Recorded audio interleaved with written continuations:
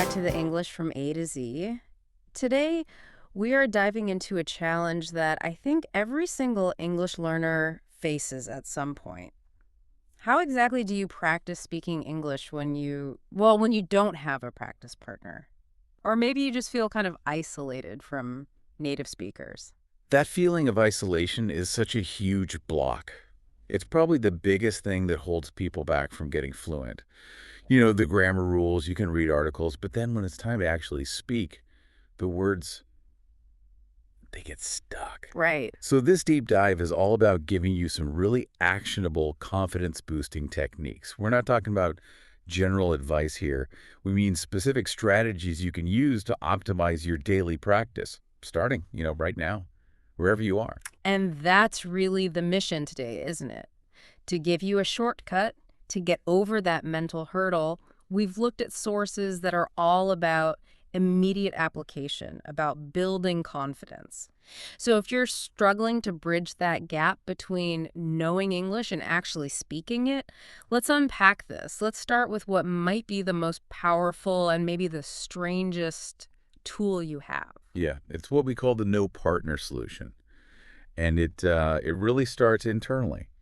The biggest piece of advice, and it's one people often dismiss because it sounds a little awkward, is actually very simple. You have to speak to yourself in English. Okay, I can already hear people pushing back on that. They're thinking, if I'm talking to myself on the bus or even at home, won't I sound crazy? Hmm. How do the sources say we can make this habit feel less awkward and, more functional? Well, the functionality completely overrides the awkwardness as long as you integrate it into what you're already doing. Yeah. You're not like giving a big monologue about the meaning of life. Right. You're just giving a moment-to-moment commentary on simple daily actions.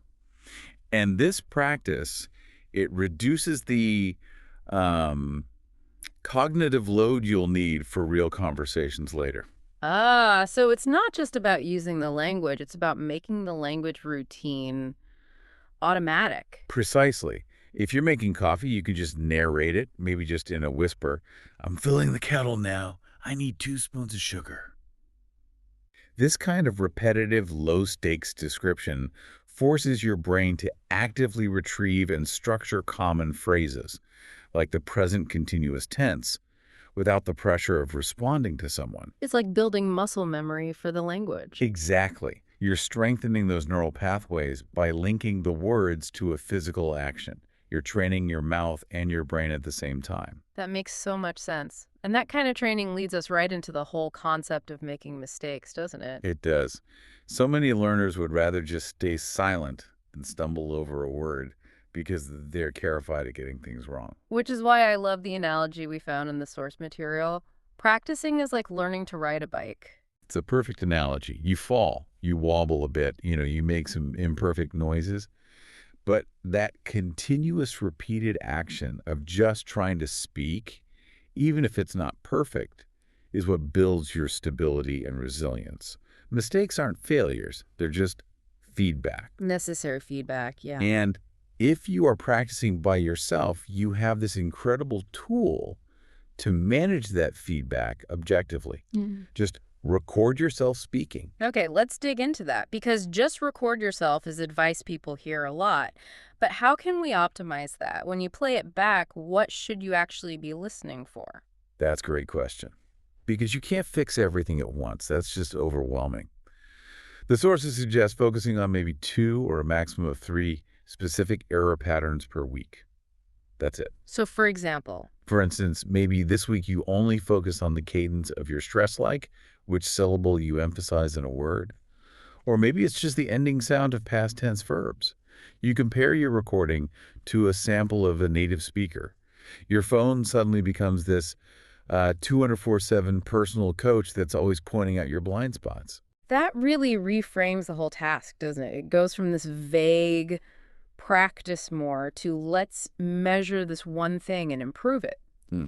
So once that internal confidence is built up, how do you know when you're ready to transition to external practice? Because that jump can feel pretty jarring.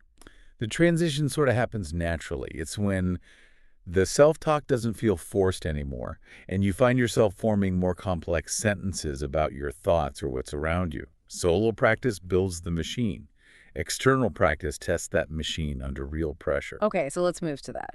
Leveraging connection. The world is so much smaller now. Geographical isolation really isn't the excuse it used to be. Not at all. There's so many language exchange apps, websites, online platforms. It's almost endless.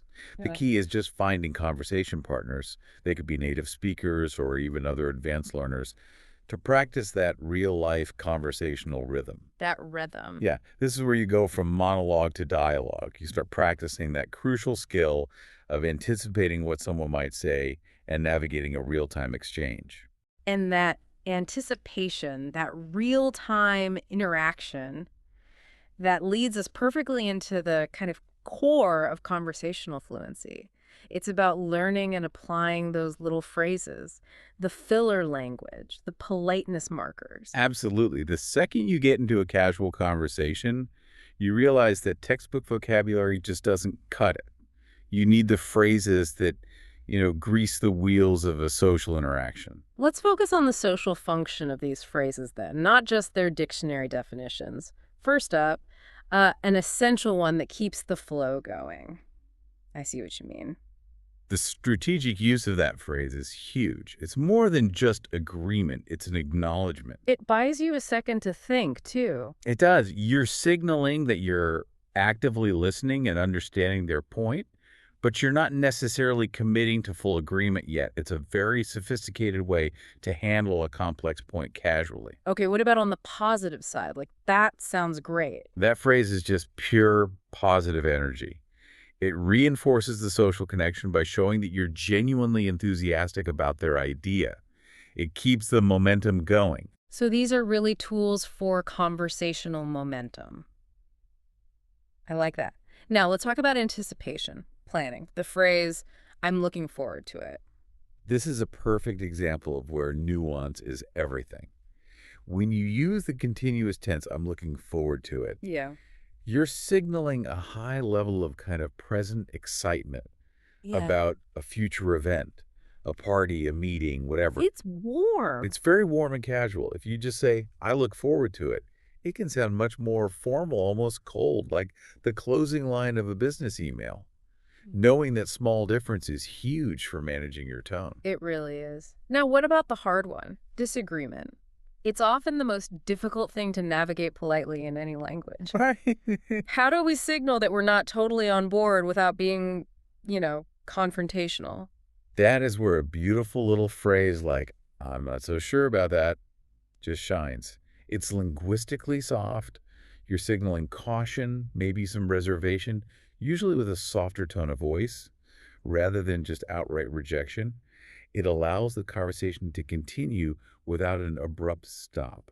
These phrases, the agreement, the excitement, the gentle doubt, they're used constantly, aren't they? All day, every day. You have to practice them until they feel like second nature. Okay, so we've covered the mechanics of solo practice and these critical phrases for flow. Now, let's shift to active application.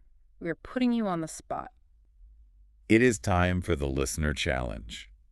We want you to practice that nuance we just talked about. Think of a complex idea a friend told you about recently. Maybe a new book, a crazy plan they have, a controversial opinion. Using the phrase, I'm not so sure about that, I want you to speak a sentence out loud right now that expresses polite reservation. Really focus on softening your tone as you say it. And don't just think the sentence, vocalize it. Even if you just whisper it, we'll give you a moment. Go on, try it. This is about the physical practice, not just the mental processing. The implied pause.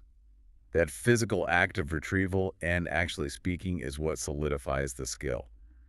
Now let's talk about consistency. How do we turn this little burst of motivation into a real, lasting habit?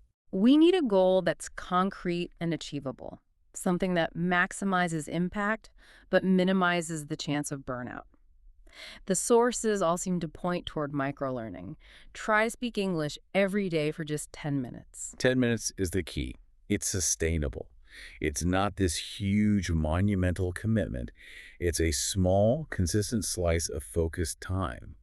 And if you use that 10 minutes strategically, maybe 5 minutes of self-talk and 5 minutes rehearsing one of the phrases we just discussed, that is optimized, deliberate practice. And that consistent daily effort, that's 70 minutes a week you didn't have before. It compounds so incredibly quickly, especially for your confidence. You're choosing optimization over brute force. That's exactly right. And remember, this is a shared journey. We always encourage you to think about what unique methods you use to practice speaking. Share those tips or any funny mistakes or those moments of successful connection you've had. The whole community learns when we share our successes and support each other through the challenges. We really hope these techniques, from optimizing your self-recordings to leveraging these phrases for conversational flow, help you get the fluency you're aiming for. Practice makes perfect, and every single deliberate step you take counts. It all adds up to improve your confidence and your skills. Keep that 10-minute commitment, make it sacred, stay consistent, and just remember that feeling awkward is temporary, but fluency is permanent. Apply these ideas to your daily life. And one final thought to leave you with, one that builds on what we said about anticipation and rehearsal. If describing your immediate actions works so well for building descriptive fluency in the present, imagine applying that exact same self-talk approach to rehearsing what you want to say in your next real conversation. How would describing your future plans to yourself, or even pre-drafting a polite, complex response to a predictable question, how would that improve your actual delivery and your confidence later this week? Preparation is also the best form of practice. Happy speaking!